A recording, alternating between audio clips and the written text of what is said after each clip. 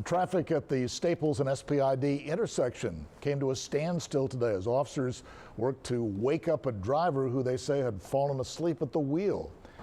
This video shows CCPD officers. If you look carefully here, it shows them trying to get the attention of the driver. Firefighters were also called out to help. Luckily, the driver was stopped at a red light when he fell asleep, so the truck was not moving and no one was injured.